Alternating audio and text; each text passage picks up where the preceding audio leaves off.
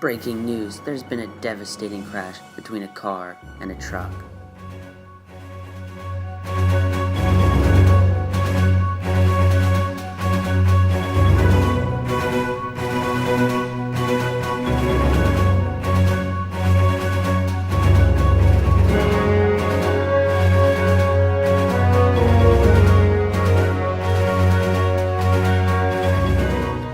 You guys think you can cheat the insurance company, but you cannot cheat physics.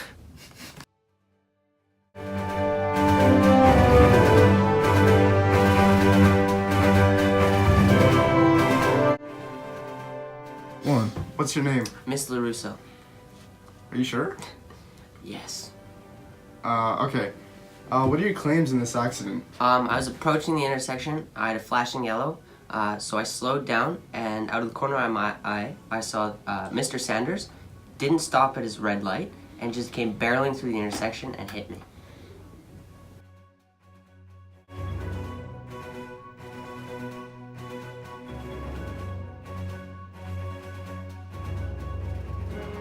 What's your name? My name is Mr. Sanders. What are your claims in this accident? My claims are that I drove up in my car to a flashing red light. I came to a full stop, and I looked both ways, saw the intersection was clear, and then I went. And then all of a sudden, out of nowhere, a truck driver just comes barreling down with no intent of stopping.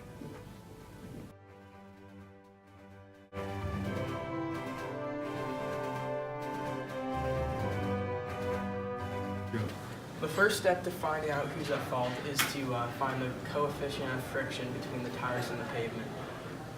We are told that the Fn of the car's tires, 130 newtons, that's calculated by mass times gravity, is 130 newtons, as well as the force applied is 100 newtons, and since the car is traveling at a constant velocity, it's equal to the force of friction.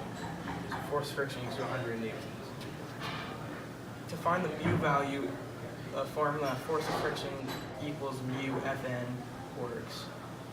So if you divide the force of friction by the Fn, you will get mu, which is 100 divided by 130 equals mu, and mu equals 0.769.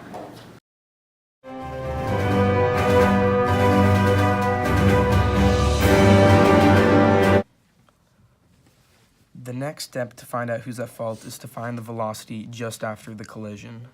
You can start doing this by making a free body diagram. In the y-axis, there's the normal force and force of gravity. And in the x, there's force of friction. The next thing you gotta do is state your nose, where the mass is 13,600 newtons, the distance is 8.2 meters, and mu is 0.769.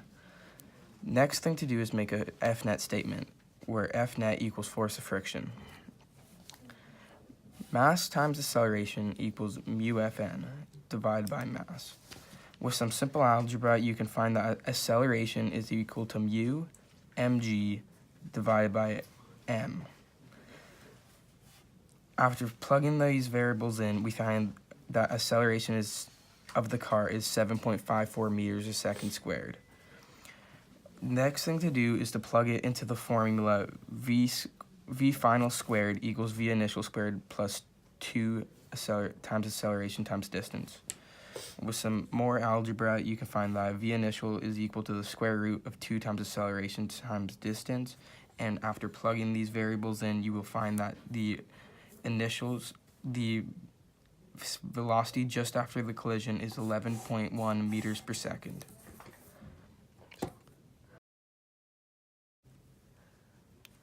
Now that we found the car's velocity just after impact, now we have to find the truck's. Once again, we'll start by making a free body diagram where in the x-axis is force of friction and in the y is Fn and Fg. Next, you're gonna state your nose, where the mass times gravity is 69,700 newtons, and if you divide that by gravity, you'll find that the mass is equal to 7,112.2 kilograms. And the distance that the car slides is 11 meters. Next, you're going to make an Fnet statement where Fnet equals force of friction. F net is equal to mass times acceleration, which is equal to mu Fn.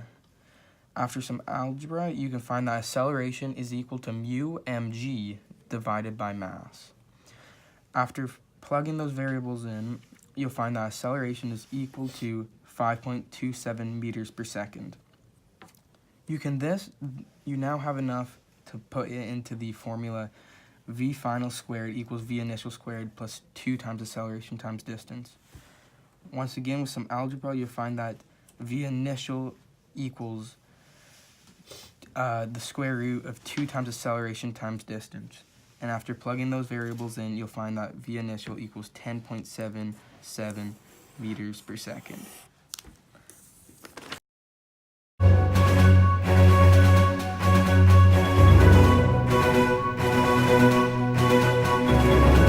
The next step to find out who's at fault is to find the velocity of each vehicle just before the collision. The best way to find this is using momentum, where momentum initial total is equal to momentum final total. You should draw the situation for each one, where before is just before the collision, while after is what happens after, where the truck goes off path by 7 degrees while the car is 33 degrees off. You should now state your knowns for each situation. The masses will be the same in both, but we do not know the velocity of either before, while we know the velocity after is 11.1 meters per second for the car and 10.77 meters per second for the truck. After putting the formulas in, it's mass 1, velocity 1x plus mass 2, velocity 2x is equal to mass 1, velocity 1x plus mass 2, velocity 2x. You have to find we are finding for the truck's velocity in this situation because it's the x-axis. For the truck was moving in the x and the car was moving in the y. After plugging in, you find that the momentum of the car in the x-axis and the initial is equal to 0. And after using some algebra, you can find that velocity initial of the truck is equal to 12.504 meters a second. Now, you have to find the velocity of the car, where the same formula, but this time, since it's in the y-axis, there is no velocity for the truck, therefore it is equal to 0. You know that the mass is 1,387.76 kilograms. So if you put that under everything else on the right side, you will find that velocity y is equal to 12.77 meters a second. One thing you have to note while doing this is that it will not be the velocity that you have found before, because that is to a certain angle. So when you find it, you will have to use cos 33. You'll have to times it 11.1 by cos 33 for vehicle 1, and for the second, and for the truck, you'll have to times 10.77 by cos 7. While when you're working in the y, it will be by sine.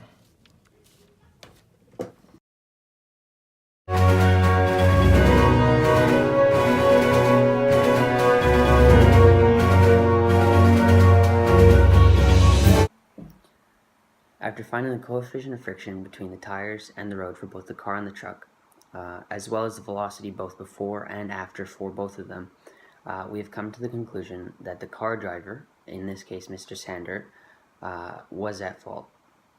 We believe this because he failed to stop at a flashing red light, and a flashing red light means that you need to come to a full stop before proceeding through the intersection, as long as it is clear. We know that he failed to stop because he was traveling at 12.77 meters per second initially before the accident.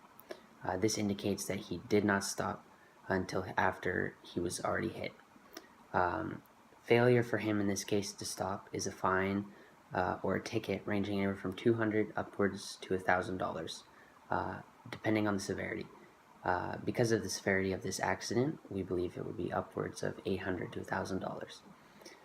However, Ms. LaRusso was also in the wrong or at fault for this accident because she was traveling initially at 12.50 meters per second on a flashing yellow light. And a flashing yellow light means she needs to slow down and yield to oncoming traffic before. So this would indicate that if Mr. Sander was in the intersection already, she would have had to yield and wait for him.